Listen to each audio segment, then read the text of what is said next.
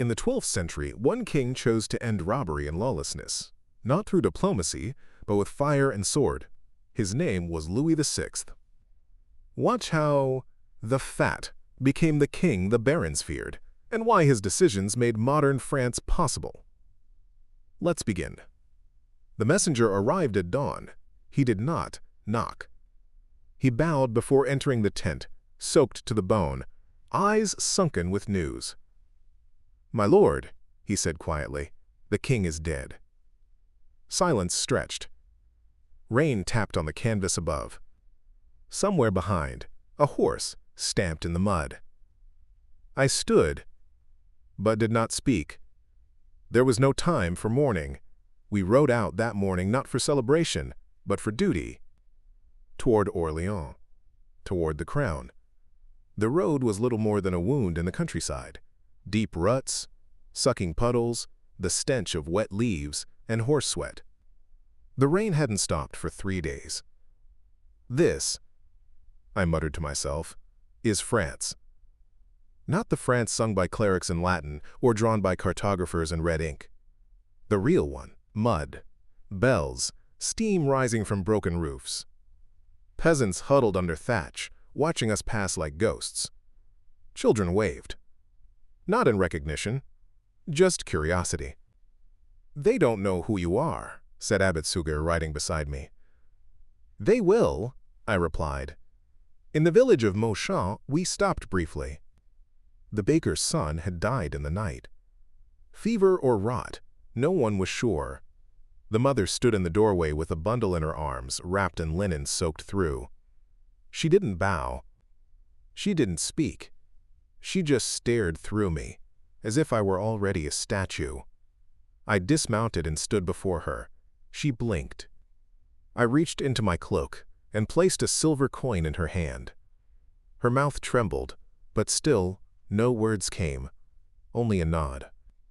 Back on the road, Suger said softly, "That's not the kind of gesture they expect from a king." "Good," I said, "because I'm not a king yet." When we reached Orléans, the bells rang, not triumph, but warning. The coronation would take place within the week, but the mood was grim. The cathedral was dark with soot from last night's storm. The barons had already arrived, cloaks soaked and tempers sharp. I met them in the hall. No words of comfort. Only questions. Would I honor their lands? Would I punish the robber lords? Would I march north, south, east? I gave them only one promise. I would act. Not talk. Not delay. Act.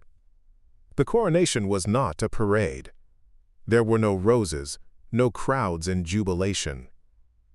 Only damp stone, flickering candles, the smell of old incense and wet wool. Suger placed the crown in his hands as if it were a curse. "This kingdom," he said under his breath, "is no jewel. It is cracked earth and trembling borders. You inherit a broken spine." "I will make it stand," I said. As the crown lowered onto my head, I felt its weight not in gold, but in silence. They didn't cheer, they waited. I heard it, clear as any trumpet, the breath between storms. We left the cathedral after dusk. I insisted on riding back through the outskirts, through the broken streets, where cartwheels stuck and gutters overflowed. The people looked out from windows. Some nodded. One old man even touched his brow, but most simply watched, as if unsure what passed them. A child ran alongside us for a while, holding a stick like a sword. When he stumbled in the mud, I dismounted and helped him up.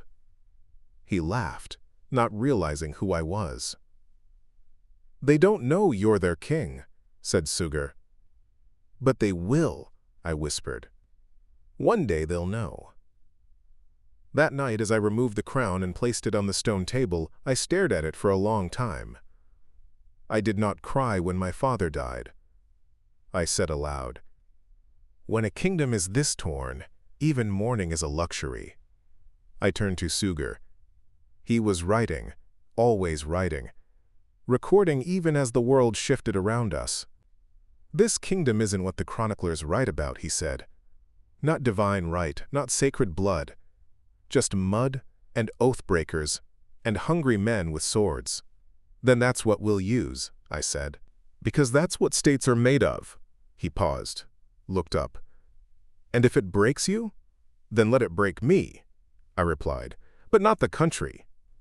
As we settled in for the night, a scout arrived from the south. His face was bruised, his hands bloodied from the reins. "My lord," he said, barely able to speak. "Hugo de la Puisette. He's rallied his men. They've taken the bridge at Étampes." Sugar tensed. "He moves before the crown's ink is dry." I nodded, already reaching for my sword belt. "Then, let the crown speak through steel." I stood at the threshold, the night thick with smoke and the crackle of torches outside. "The first to test my will is already waiting beyond the city walls." I looked back once more, to the silent crown. It is better to be the first to believe in France than the last to renounce it. I stepped into the dark. They called them barons. I called them wolves. Men like Hugo de la Puisette didn't serve the crown. They served themselves, raising tolls on merchant roads, burning villages that refused tribute, building castles like claws dug into the flesh of France. The bridge at Étampes was the lifeline to Orléans. Now it belonged to Hugo, and I, newly crowned, had a choice: respond with letters or with steel. I chose steel. The sun hadn't risen when we rode out. My banner, still unfamiliar to most, flapped in the cold morning wind. 60 knights followed me. Few songs would ever be written about that number. But this was not a campaign, it was a message. We rode in silence, broken only by the clatter of hooves and the prayer murmured by a young soldier beside me. His lips moved faster as we neared Étampes. The village before the bridge was ash. Charred beams, collapsed roofs, a pig's carcass bloated in the mud. The church was blackened, its bell cracked, lying like a broken tongue on the ground. We found survivors in the cellar of a burned house. A woman, her arms around 2 small children, stared up at me as if I were another ghost. One of the children coughed blood. "They came at night," she whispered. "Wanted grain." "And girls." My fists clenched on the reins. Behind me, Sugar crossed himself. "This is not war," he said. "It's plague." "No," I replied. "It's rot, and rot spreads." Hugo's castle overlooked the bridge like a vulture's nest. It was not large, but it was cruel. Narrow towers, sharpened stakes, a drawbridge drawn high. A flag with a black boar fluttered above the keep. I sent no herald. We arrived at dusk and attacked at dawn. The battle lasted an hour. Arrows rained. Stones were hurled. My men breached the gate with axes and flame. One was struck through the throat with a pike. Another, barely older than Robert, had his leg crushed beneath a falling beam. I fought in the courtyard, not as a commander behind the lines, but among them. I remember one face, a boy no older than 16, swinging wildly, screaming Hugo's name like a chant. I knocked him aside with my shield. He did not rise. In the main hall, we found Hugo, bloated, drunk, trying to flee through a tunnel. They dragged him before me, his nose bleeding, eyes wide with disbelief. "You," he gasped, "are no king." I looked around at the blood-streaked stone, the men who stood behind me, panting, wounded, but victorious. "No," I said. "I'm something worse. For men like you, I'm order." We razed the castle by evening. The villagers watched from the hilltop, huddled in the smoke. When the last tower collapsed, one boy cheered. His mother pulled him close. Others just stared. I walked among them. A girl pressed something into my hand. It was a scrap of cloth, burned at the edges, smeared with soot, a doll's dress. "Thank you," she said, and I realized then, we do not fight for banners or fame. We fight so children can sleep. That night, I sat on a fallen log, the remains of the castle behind me, the broken village before me. Sugar approached, quiet, as always. "You've won your first battle," he said. "No," I replied. "I've lost my first illusion." He raised an eyebrow. "I thought being king meant ruling men," I said. "But it means stopping monsters, and sometimes becoming one." In the darkness, a rider arrived, dust-caked, bleeding. "My lord," he gasped, falling to his knees. "There's been another raid, south of Paris. They say it was a bishop's lands. They say he begs for your aid." I looked down at my sword, still red from Hugo's men. "The roads," I said, "have become my battlefield." And as the torches flickered in the wind, I whispered, "Then let the law be my sword." The letter came, sealed in crimson wax. It smelled of smoke. Bishop Etienne of Clermont had written not as a prelate, but as a desperate man. His lands, small, devout, poor, had been raided by knights of no allegiance. The altar was desecrated. The priests beaten, monks crucified on barn doors. And no lord had answered. Except me. We rode into Auvergne beneath leaden skies. Hills rolled like folded cloth, and every village we passed bore the same wounds. Doors broken, crosses charred, a silence that felt like accusation. In one field, the dead were laid out in rows, monks in habits, farmers with pitchforks, a woman still clutching her infant. I dismounted. Sugar followed, lips moving in silent prayer. They came in daylight. A survivor told me. They said the bishop had gold. He had none. So they took what else they could. "Who led them?" I asked. He spat. "They bore no crest, just red cloaks." And laughter.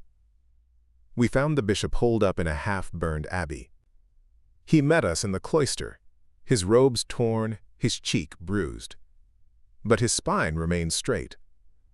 "They desecrated the host," he said, voice steady.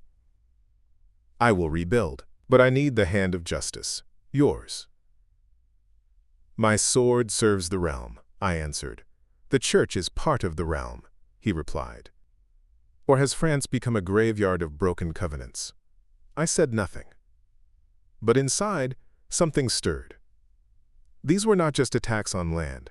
They were attacks on the soul of France. We tracked the brigands for 2 days. Through ravines and thickets, over crumbling roads, past villages where fear had become routine. On the third morning, we found them camped near the ruins of a Roman fort. 30 men, no banners, no discipline. We struck at dawn. The fight was short, but fierce. Arrows hissed. Men screamed. Blood darkened the frost. When it was over, 10 lay dead. 15 surrendered. The rest fled into the woods. One we captured alive. A burly man with a face like broken stone. His fingers still clutched a string of stolen rosaries. I stood before him. He spat at my feet. "You're no better than us, kings and bishops. We all take what we want." "No," I said. "I take what must be protected." He laughed. "You think your sword brings justice? It only brings silence." That night, by the fire, I stared at my hands. The blood under my nails, the cracked knuckles, the ache in my arm from the blow I'd struck. I remembered the bishop's face, not grateful, but burdened, as if my arrival had brought not peace, but reckoning. Sugar sat nearby, quiet. "Did we do good today?" I asked. He looked into the flames. "We stopped evil." "That's not the same." "No," he said, "but sometimes it's all we can do." The next day, the bishop held a mass amid the ruins. I stood at the back, unarmed. When the priest lifted the chalice, I felt eyes on me, not of worship, but of expectation. I was no longer just a king. I was becoming something else, a defender of sanctity, a sword of order. And the burden grew heavier. As we prepared to leave, a messenger arrived. Pale, shivering, his cloak torn by thorns. "My lord," he said, "there's unrest near Mo, not foreign raiders, your own barons. They're levying tolls again, seizing carts, claiming lands as if the crown had no voice." Sugar exhaled slowly. "They do not fear your justice. They test your reach." I turned to him. Then it's time they feel it. But deep inside, I ask myself, can I fight the enemy when the enemy is my own? They called me names behind my back. The gros, the fat, the lazy, the soft. Whispers in court, snickers in the saddle. Even some of my own vassals chuckled when they thought I couldn't hear. Let 'em laugh, I thought. But not today.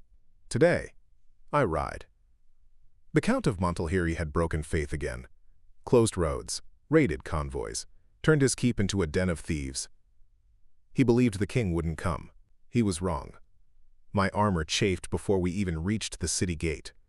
Steel plates biting into flesh, the girth of my stomach pressing hard against the clasps, sweat already soaking the linen beneath. Every breath a struggle between pride and pain. Behind me rode knights of the royal guard, and behind them my son Robert, eager-eyed, armored in fresh mail, too young to know how deeply the saddle could wound.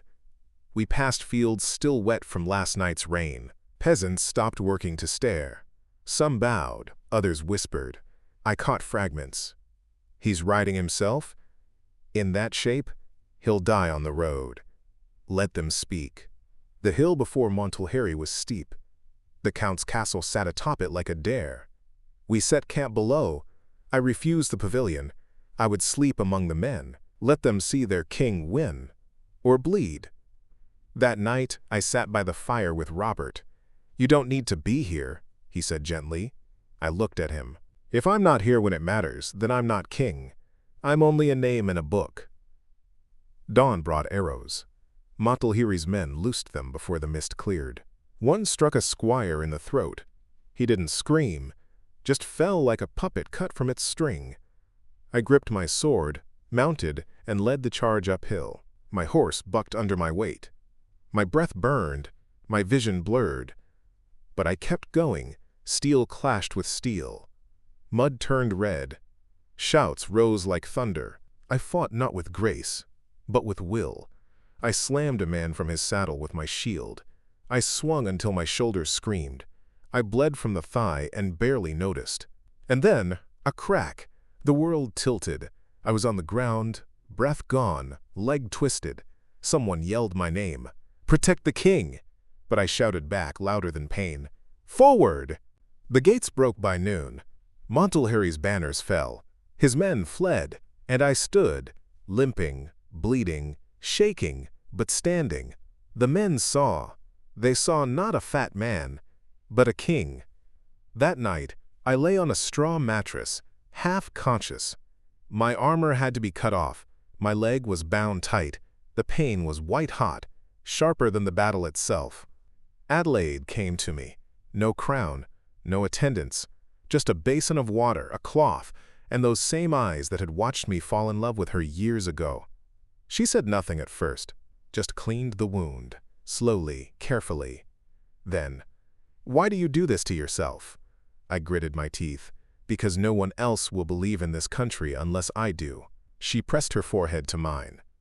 "Then let me believe in you." Her hands trembled as she cleaned the blood, but her voice was steady. "You are more than your pain. You're more than their laughter." I closed my eyes. For the first time that day I felt peace. Not in victory. In her touch. 2 days later, as I limped back toward Paris, I heard it from the crowd. Not mockery, but a chant. Not loud, not rehearsed, but honest. "Louis, Louis, Louis." I looked at Robert. "They used to laugh at my body," I said. He smiled. "Now they follow it." And I thought, let them call me fat.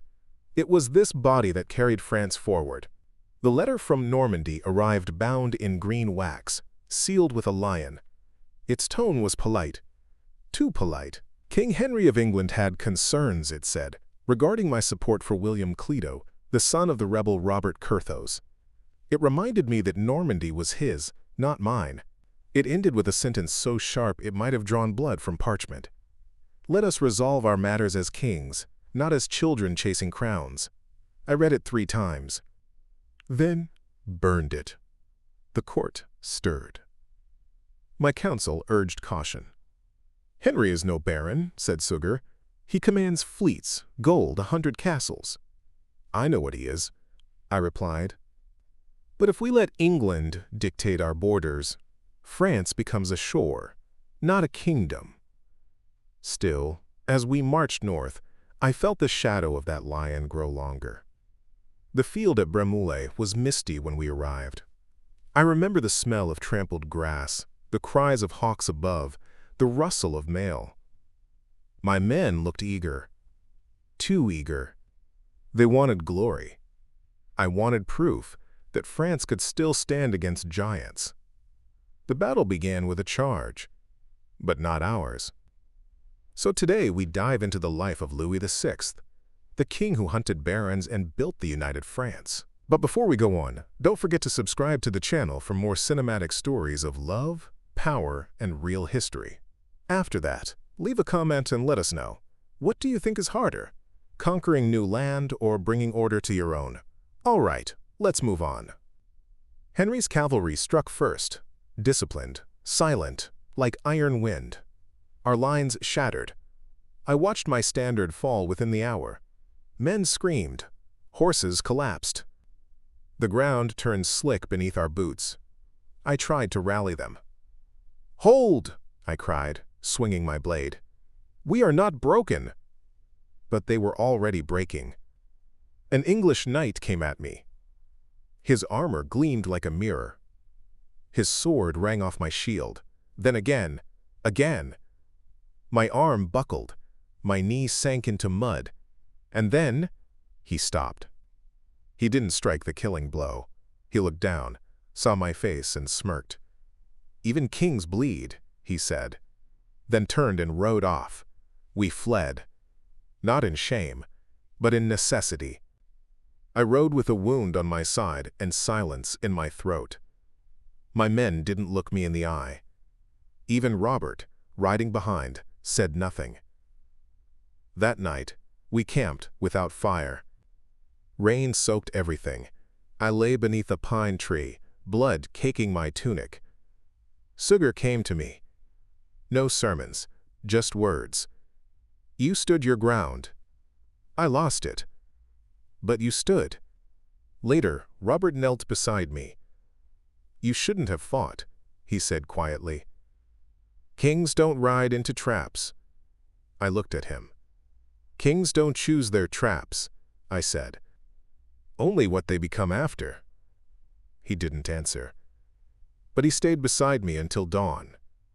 Weeks later, back in Paris, I walked the banks of the Seine. The city did not cheer, but it didn't curse me either. A boy ran past, chasing a wooden boat. He looked back and shouted, "Make the roads safe, King!" Not win wars, not conquer England. Just make the roads safe. And I thought, he had an army, I had a goal. And sometimes, the goal is more important than the crown. Paris smelled of bread again. Not burning walls. Not wet leather or spilled blood. Bread. Yeast and ash. Honey and firewood. The war with Henry had passed like a fever, leaving bruises, yes, but also clarity. I had fought battles, lost, and won. Now I would govern. The Seine flowed slower that spring.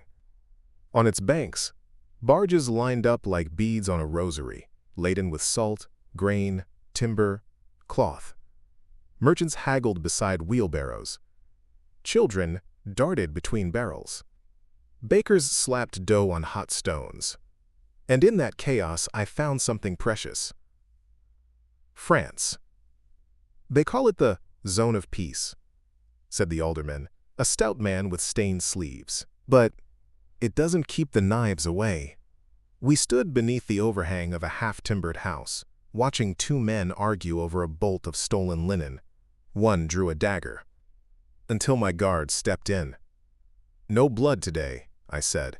They backed off, muttering, but not resisting. That was new. In the square, I summoned the guilds.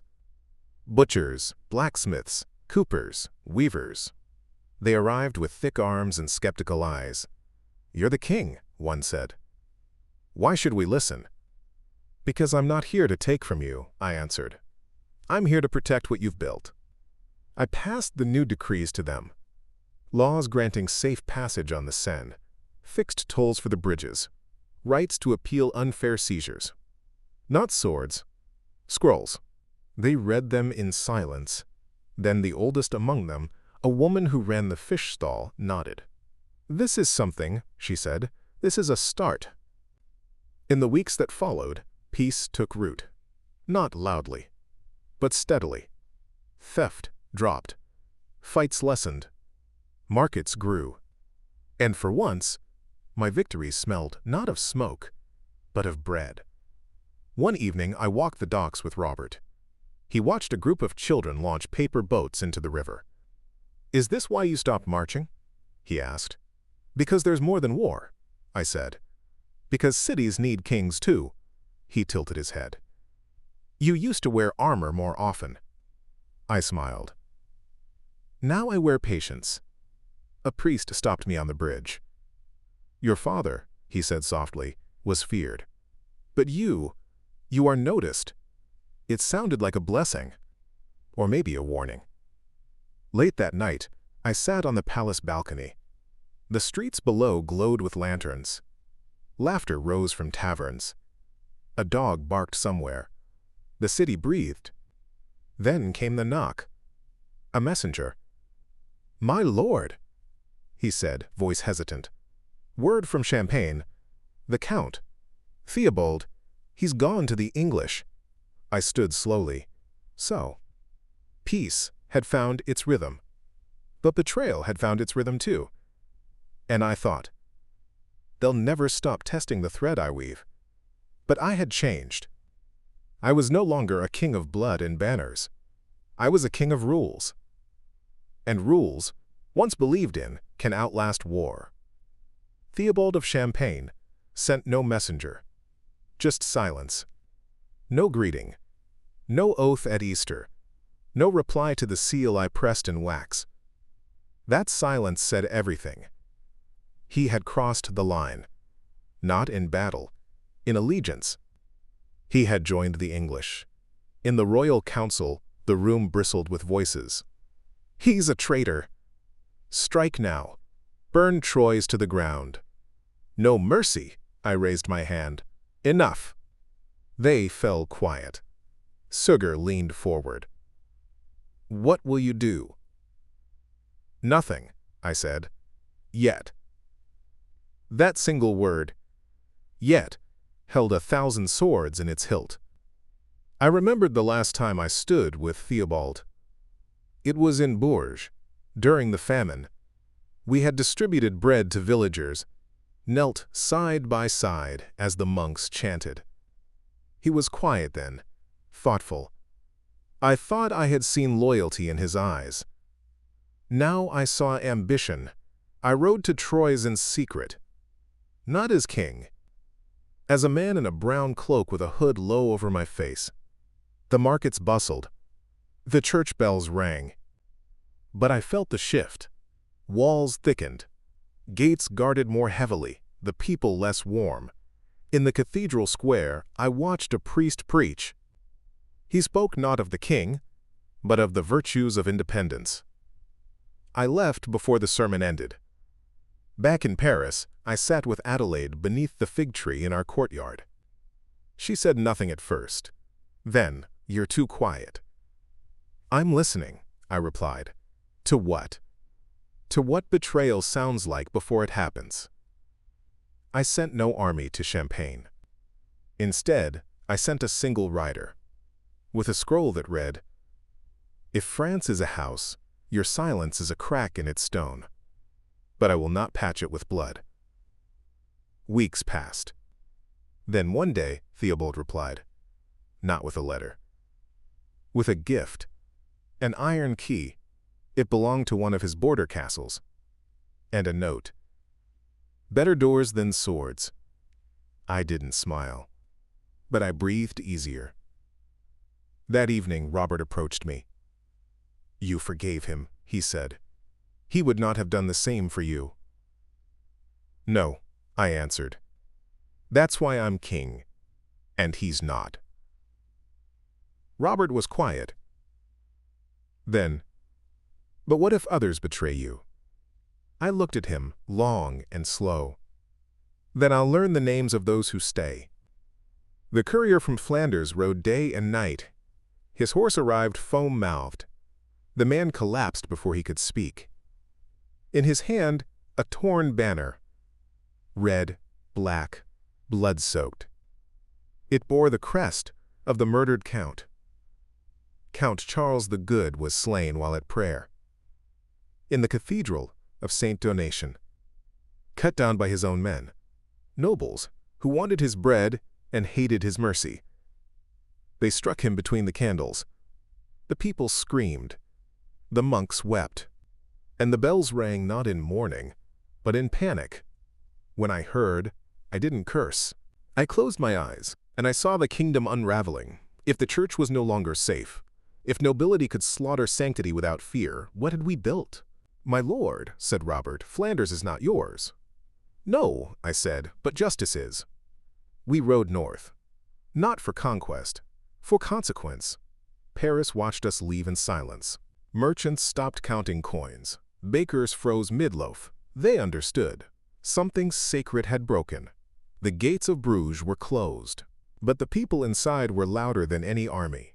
They cried out for order, for vengeance, for a ruler who would make sense of what they had seen.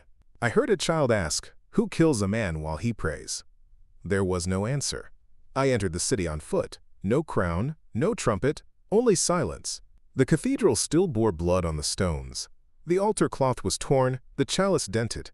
I knelt, not as king, as witness. The guilty fled to castles, bribed mercenaries, wrote to England. But the people had spoken. Their cry was louder than any edict. So I acted. I declared the rebels outlaws. Named a new count, Thierry of Alsace, a man not born of power, but chosen by the grief of a people. Some barons protested. This isn't your land, they said. I answered, but this is our order, and someone must defend it. The nobles watched, whispered, wondered. Would this be the moment I overreached? But I didn't stay. Once justice was set, I returned home. No throne claimed, no castle seized, just silence restored. That night, as we rode back toward Paris, I watched the stars emerge over the fields. Robert asked quietly, did you go for justice or power? I didn't answer at first. Then, I went because someone had to. He said, and what did you lose? Myself, I whispered.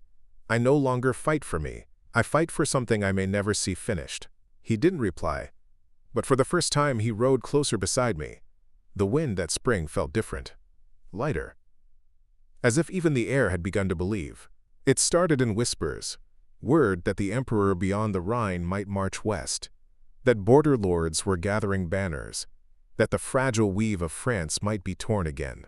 But this time, something unexpected happened. The barons did not wait. They came to me, from Anjou, from Normandy, from Toulouse. Not all, not always eagerly, but they came. And they asked, what do we do? Not what do you demand, but what do we do? In the monastery of Saint Denis, I stood before the sacred banner. Gold and crimson, stitched by monks, held in ancient battles long before mine. Sugar whispered beside me, it has not been raised in 100 years. I didn't move. He asked, will you lift it for war? I said no, for something greater. And I raised it. The barons saw, and for once, they didn't see a fat king, or a poor king, or a barely tolerated king. They saw something else. A France. Not just a name, not just a map, a we. In the market square that week, I heard a boy ask a merchant, "When will the roads be safe?" The man answered without looking up, "When we all carry the same banner." I turned away quickly. I didn't want to be seen weeping. We gathered in the fields of Soissons. Banners lined the hilltops, not for battle, but for show. I walked among the tents at dusk. Fires crackled. Men drank, laughed, sharpened blades, not for war, for readiness. A baron approached me, one who once refused to bow years ago. He knelt this time. "No letter asked me here," he said. "Only the silence I feared if I didn't come." I stood on the rise the next morning, Robert beside me, my cloak heavy with dew, the banner of Saint Denis above us. "They are not here for me," I said. "No," said Robert. "They're here because they believe we're one." And I realized something I had never dared to hope. France was no longer my burden. It was theirs too. That night, the stars blinked through a clear sky. As the fires dimmed, I said aloud, "I am no longer a king." Robert looked at me, startled. I smiled. "I am a law. One they've begun to carry without knowing." And I wondered, when I am gone, will that law survive? Bordeaux woke with sunlight and drums. The rooftops shimmered with gold dust in the air. Banners from Aquitaine and France fluttered across balconies. Bells rang not in warning, but in welcome. And the streets pulsed with movement. Nobles in silk, farmers with flowers, children barefoot and grinning. My son was getting married. Eleanor of Aquitaine, young, brilliant, untamed, was about to become Queen of France.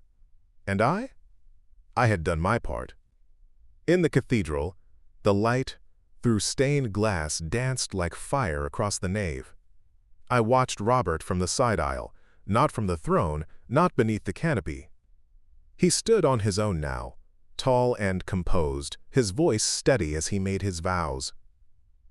There was no trembling, no glance toward me. It was as it should be. For the first time, I truly saw it. France would not fall when I did.